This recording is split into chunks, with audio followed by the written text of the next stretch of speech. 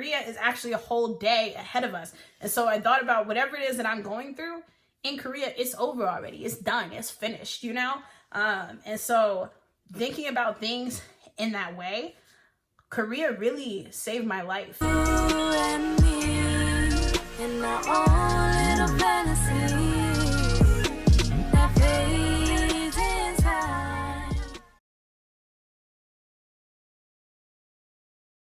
Hey y'all, it's your girl Chili and welcome back to Chili Got Soul. Yes I do, okay, yes I do. And I got 10K subscribers. Thank y'all so much for all the love. Thank you guys so much for all the support, all the subscriptions, all the comments, literally everything. Thank y'all so much. I genuinely cannot thank y'all enough. So thank you. It's really weird for me to say fans because I'm really, I ain't nobody, okay? I'm nobody but the girl that your man keep texting, okay? One of my lovely subscribers actually came up with the name for my fan base. Miss Hannah came up with the name Peppers because I'm Chili. So like y'all the Peppers, like duh. I think it's hella cute, like that's mad cute. So all of my subscribers for now and forever is called the Peppers, and all my antis are the Musties because y'all musty as hell, okay? What? I'm recording for YouTube. Okay. No, do not come in here. Do not. Yo, you're so annoying. You're literally so annoying. Okay, well, anyway, this video is very special to me. I'm very excited because I just hit 10K subscribers, so thank y'all so much. I'm going to be here celebrating today, okay? Would you like a glass? Sure. Cheers. This tastes weird. It's orange juice. Like just orange juice? Like there's no alcohol in this? Yeah. No, that's not even gonna work. That's not. Woo! Oh yeah, baby. Let's get it, okay?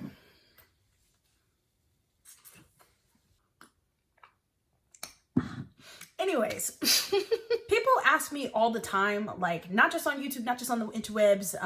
They ask me all the time why I'm so into Korean culture, and I never really tell people like the full story, the whole, you know, all the tea. You know, I never really give people the full scoop, you know, on how Chili became Chili Got Soul. You know, I thought it would be really special for me to share this story with you all today. A lot of people think, you know, I'm a Korea boo. A lot of people think like I have this YouTube channel just for clout. I talk about the things I talk about just for clout, you know, like I tell my stories, you know, just for attention and things like that, but it's not. No, it's nothing like that. This story is a little bit hard for me to tell. And it may be a little bit hard for some of you to hear. So I am going to go ahead and give y'all a trigger warning for talks of depression, a little bit of talks of like anxiety, and a little bit of talk about perhaps suicidal ideation. If any of that triggers you, I do advise that you stop watching and watch one of my other lots of like 10 other videos that I have. Woo! To get deep over here, y'all. Oh man, let me get I need a drink. This I'm laughing because I don't want to cry. Go ahead and I'm gonna drink a little bit more so that way we can really, you know, properly get in our feelings up in here.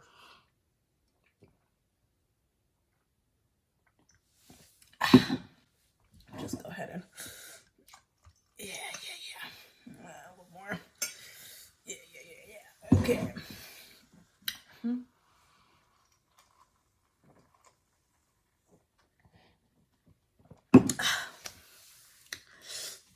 Maybe just one more, just to you know, take the edge off. I refuse to cry.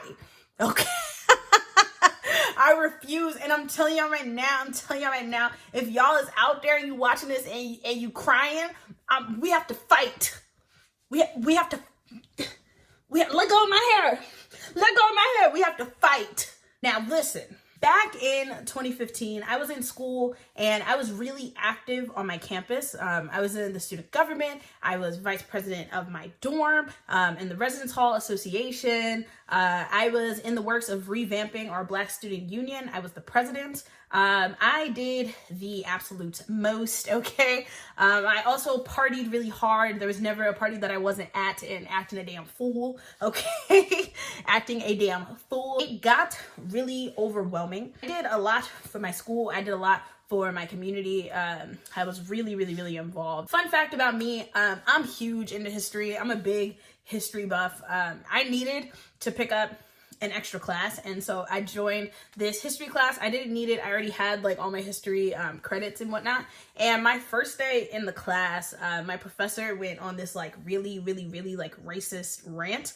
I was the only Black person in my class. There's probably maybe 10 to 20 Black people in my entire school. So it's safe to say I was probably the only Black person like in that building at the time. It was my first day in the class. Classes had started in like a week or so. And so the topic of his rant was like just completely like just out of pocket. Like there was no reason for us to have been talking about any of the things that we were like talking about. Like he was talking about how like Black people didn't understand politics. This was before the Trump was elected. He was talking about how Black people were going to be the reason that Donald Trump was elected into office because we do not understand politics and we'll just vote for whoever is charismatic. He was saying that Black people are unable to differentiate different races. We just kind of assume that anybody that's not Black is white and that we all hate white people. Just some really like disgusting things. He was talking about how he's from Detroit, so pretty much he's Black, so he is able to speak like this. He's able to say these kind of things because he is a Black man. And being the only Black person in the class and being, you know, I've always been my very boisterous self, okay? I was shutting all that down. I was not having it. I was zero for it. But the other students in my class thought that I was being really disrespectful for standing up for my race. I personally didn't pay, you know, tuition to be listening to some man's racist rants. Like I didn't. So I'm not going to sit here and listen to this. And so I left and I was really distraught, like really, really, really distraught, very upset. One of my best friends and my roommate at the time was actually in this class and not even she stood up for me. I just felt really like alone, you know, really, really, really alone. So I went to the dean of students, and as I told you, I'm very involved on campus, and so me and the dean of students at the time had a very close relationship. So I went and spoke to him and told him what happened, and he was very upset, just as I was very upset. And you know, he told me like, well, anything you want to do, like I'm more than willing to help. Whatever you want to do, you know, you have my full support. I'm here behind you, all this stuff, right? But at the time, I was 19. It was the first time that I had ever really dealt with racism like that in my life. And so I didn't know what to do about it, you know? And so nothing happened, you know? He wasn't like really put in any trouble. He sent me an email apologizing for offending me with his lecture about what did he say? It was something ridiculous, something about like his lecture on racial relations in the United States or something like that. And I told a lot of my friends about it, and I, you know, was on Twitter about it, and nobody really helped me like get through it. You know, nobody really helped me to like deal with it. You know, everybody just kind of was like, oh, that's messed up. You know, I just really, really, really started feeling uncomfortable coming to classes. I was a sociology major, and so we talk about race a lot, you know, a lot. I was really anxious, and it was the first time that I had ever really dealt with like anxiety. But I was really, really, really anxious, like to the point that like I would get to class and I would have like trouble like breathing. It was a really tough time for me, and I felt so guilty like about feeling this anxiety that it led to me becoming really depressed, like really depressed. I wouldn't leave my room. I wasn't eating much. So that way people didn't know that I was like this depressed. I would still like go to parties. I would still go to like events and things like this. So my dorm actually had like 2 entrances to it. It was just like one straight hallway, and there was like 2 like entrances. And I would leave with my roommate in the morning and we would go out one door and then I would walk around campus and come back through like the other way, and go back and like lay back down. Like I was just so uncomfortable and so like I just felt defeated, you know, just really defeated. Started like trying to like force myself to go again. At the time I was a sociology major, and so we used to have to write a lot of like papers on like case studies and things like this. And I'm a really optimistic person. This is something y'all should like know about your girl. I'm a very, very, very painfully optimistic, and in a lot of case studies I would always choose like the positive way to like go about things. And so my case studies became really negative and like really ugly. And it wasn't just in my sociology class, it was every class. All my writing was really just very negative, just came from a really ugly place. One of my professors, I was about to leave class and she like stops me and she's like, Chili, like we need to speak. I'm like, yeah, like what's up? She's like, you know, your grades are really suffering, you know, the papers you've been writing, they're just not up to like your normal standard, you know, and like the subject of the papers has just become like really morbid, you know. And so she recommended that I go seek counseling at the school. So I went and saw a counselor, and when I got there, the counselor was like, hi, like, you know, we've been waiting for you to come. A lot of faculty has reached out about you. We've tried to call you a couple times, like you never answered, like all this. They're like, we understand that you're really depressed, and we would like you to go and speak to the dean of students about possibly like taking a break from classes. I set up a meeting with the dean of students. I went to see him, and he had also been reached out to by a lot of faculty and also by the counseling services, and he thought it was best that I take a break so that I could go home and like focus on like fixing my mental health. Because I wasn't for that. Like I was like, no, like I'm fine, I'm okay, like, you know, I'm just like in this little rut, but I'm gonna get through it, like all this stuff, whatever. And he just wasn't taking that for an answer. And he told me that he had actually already withdrew me from all of my classes for the spring semester, and that my housing was going to end pretty much in like about a week and a half. So I had a week and a half to like move off campus. Like I was being forced to go get help like from my school. So I came home to Houston and things just got a lot worse. I didn't really have a lot of things to like occupy my time, so I did just kind of like sit in my room and just kind of like bask in the depression, and that's just not healthy. Like that's just, it's not a good way to like go about things. I had actually planned to give up this one day. I did, and right when I was like actually writing like my letter, I got a call from a job, and I really, truthfully, honestly believe in signs. Like I really, really, really do. I believe that was a sign that, you know, God wasn't done with whatever he put me on this earth to do. I started at this job, and my anxiety was just through the roof. Something that I feel like a lot of people don't talk enough about is when you're depressed, your hygiene is not the best. You know, it takes a lot of energy to really get yourself to do like anything, you know. And so I wasn't showering as regularly as I should have been. You know, I was always wearing deodorant.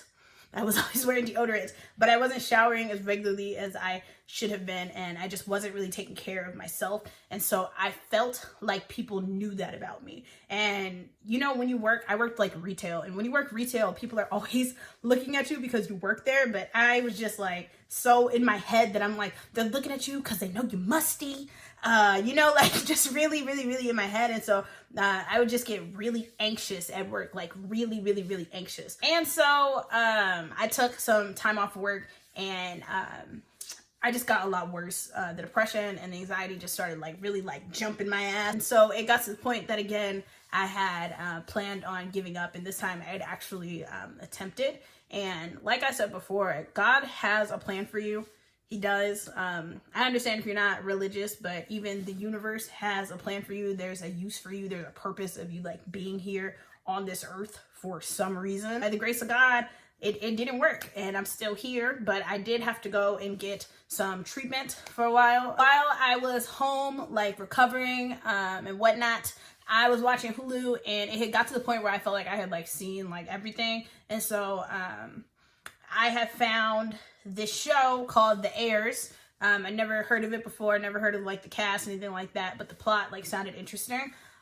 So I started watching it, and if you guys have never seen The Heirs, it's a great drama. Please watch it. A lot of people think it's corny, but it was my first drama, so watch it. The first half of the first episode is actually filmed like in America, and it's shot in English, and so it was really interesting to me. I got like hella like into it, and then it like switched to Korea, and like they went to Korea, and I was kind of like already invested, you know. So I started watching it, but there was a lot of things like culturally that I didn't understand, and so I started to look up like Korean culture, and I was like, is Korean culture dope as hell? Korea has dealt with a lot of oppression. I think it's really amazing how as many times as like invaders have come to try to like wipe Korean culture off the face of the earth, like Koreans are still like, no, no, we're good. Like we're gonna stay here. We're gonna keep our language. Like we're gonna keep our customs. We're gonna keep our culture, like all that. I think that's really dope. Their oppression, their plight kind of reminds me of another group of people that have remained resilient over the years. Okay. Also, I'm a big foodie. I love food. So a lot of the like dishes, like the way that they were described, sounded like mad dank. And I found out there was like a Korean spot not too far away from like where I had grown up. And I'm like, well, I'm finna go check that out. You know, I'm finna go see what that's about, you know? And I started watching more and more Korean dramas, and I just got really into the culture, like really into the culture. I started watching like YouTube videos and things like that, and things were just really like piquing my interest about Korea. So a couple weeks went by, and I was still pretty depressed, and I had actually attempted to give up again. And again, God was like, nah, you good, you know? And so I ended up going back for like more treatment. This time while I was there, one of the counselors made us talk about like our goals and like things we had like never done before. And somebody in the group was talking about how they had never been out of Texas, and they were like, you know, I can't give up until I at least get out of Texas. You know, I have to see what else is out there, you know? And the counselor said something really amazing. So she said that we live in Texas, which is Central Time Zone. And she was saying, if you lived in New York, you know, New York time is an hour before ours. You have already gotten through it. You've already done it. You know, if we lived in California is like 2 or 3 hours behind us. You haven't gone through that yet. So there's no reason for you to feel this way. Not saying that your feelings aren't invalid or anything like that. She's just saying that why dwell on something that potentially hasn't happened, you know? And as simple as that sounds, that really put me in a whole different like mind frame. It really like switched the way that I think about things, because I thought about it and I'm like, you know, I've never been to Korea. How can I be so ready to, you know, give up on life? And I've never experienced even another culture. You know, there's so much in this world. I'm a whole sociology major. How am I so interested in societies? And the only society I know is my own. Korea is actually a whole day ahead of us. And so I thought about whatever it is that I'm going through in Korea, it's over already. It's done. It's finished, you know? And so thinking about things in that way, Korea really saved my life. I put my everything into learning more about Korea. I came across Megan Bowen, aka Goo Hara. I came across her in her channel and absolutely loved it. It was so dope seeing like a Black person in Korea, and I'm like, yo, we really be out here. Let me go pull up to Korea, go meet my girl Megan Bowens, you know, one time for the one time, okay? Like dead ass. So I'm like, I'm gonna make a YouTube channel so that way I can go and meet Megan Bowen. I actually started my YouTube channel back in 2016, but everything I recorded was so bad, like so bad. So I never posted anything until this year. I made my YouTube channel so that I could meet Megan Bowen. Okay, it's not about clout. It's not about being a Korea boo. I literally am doing this so that way me and Megan Bowen can be friends. Okay. So Megan Bowen made this video one time talking about how she's not like super into K-pop and all that, and she was talking about how she's into like Korean hip-hop. I had never heard about Korean hip-hop. I, like a lot of people, assumed all Korean music was K-pop. Sorry. So she started talking about this artist Crush, and as y'all know, Crush is my everything. I love that man. I love him. So I started looking up Crush, and his music really just got me through some really like rough times. It really did. Being depressed, I started listening to things and like seeing things a lot differently. And so I listened to a lot of Crush's love songs, and when he would talk about like I miss you and things like that, I would relate it to missing like my old self, you know? And that really, really, really got me through so much. You know, it really got me through a lot. And so Crush, thank you so much. Megan Bowen, thank you so much. God, Lord, Jesus himself, thank you, okay? Thank you. So I started thinking about reasons why I couldn't give up, reasons why I needed to live, reasons why I needed to, you know, be alive. And it was really because I needed to go to Korea.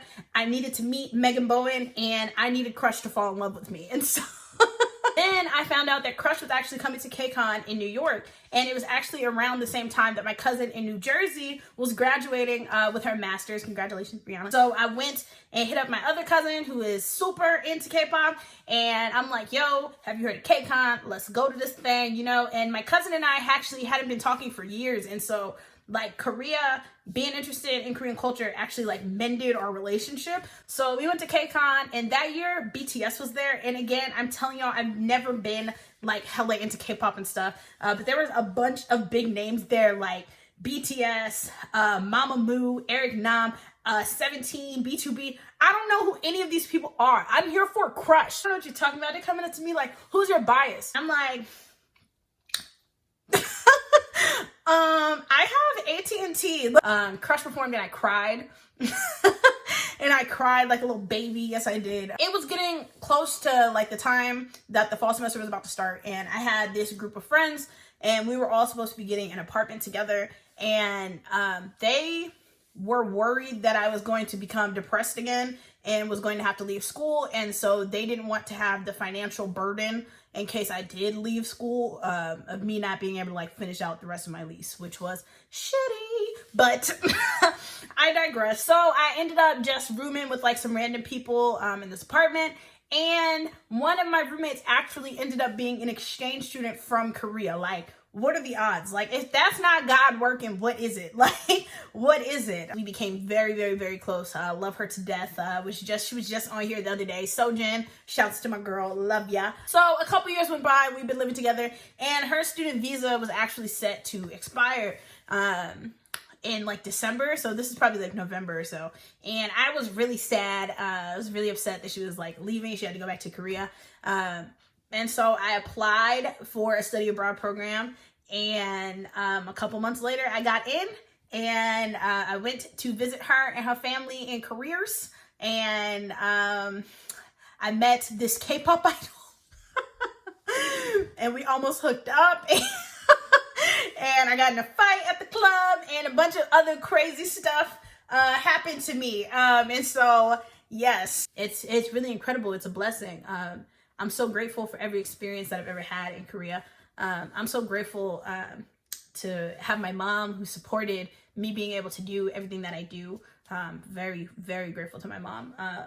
I'm so grateful to everybody that I've met in Korea. I've met some of the most amazing people, some of the absolute most amazing people. So flash forward a little bit to the end of my summer. I came back to Texas and I started going to a new school, and I was feeling a little bit down, and so I had prayed this one night. You know, I had asked God to give me a sign, like show me, you know, that I'm still on the right path, that I'm doing what I'm supposed to do. And I went to class the next day, and my professor was actually playing a Crush song, okay? It was like a Crush music video when we first came into class, and she was telling me about how she had actually lived in Korea for a couple years. This is a Black woman, by the way, so this really just like blew me, okay? This was just even further affirmation that I'm supposed to be doing something in careers. I'm supposed to be doing it, okay? I'm moving to Korea in May. I'm really nervous. I have no idea what I'm going to do out there, but we gonna see. We gonna figure it out. So if you know anybody out there that can give a girl that don't have no job, no sugar daddy, or no plan, some type of guidance or career in careers, please hit my line, please. Okay, Megan Bowen, please give me a job. Employ me, please. Please, okay? Crush, if you're watching this, give me a job. I will walk your dog. I will walk your dog. I can't stress to y'all enough how important it is that whenever, whoever it is that you believe in, you know, for me, it's God. Whenever God gives you a sign how important it is for you to listen, how important it is to follow your intuition, follow your gut, follow your heart even, you know, how important that is, because you never know what opportunities are awaiting you, you know, you never know. To anybody that's out there that's fighting depression, that's struggling with anxiety, you will get through it.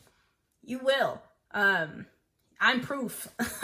I'm proof that you will, because I never thought. If you would have told me January of 2016 that I would have a successful YouTube channel talking about my experiences in Korea, I would not have believed you.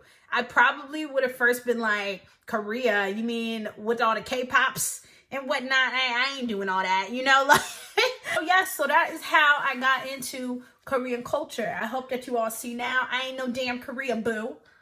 I ain't no damn Korea boo, okay? I hope you see now that I'm not doing this for clout. I'm doing this to meet Megan Bowen, okay? I'm sorry that this video was so heavy. I definitely apologize. There will be some funny content coming to you soon, very soon. But anyways, if you like this video, definitely give it a like, subscribe, tell the entire world about it. Wear deodorant every day. Wear deodorant every day, okay? Definitely follow me on Instagram, follow me on Twitter, and tune in next week for some more Chili Got Soul. Yes, I do. And we got 10K. Thanks, y'all. I'll see y'all tomorrow. Well, now I don't know why I said that. It won't be tomorrow.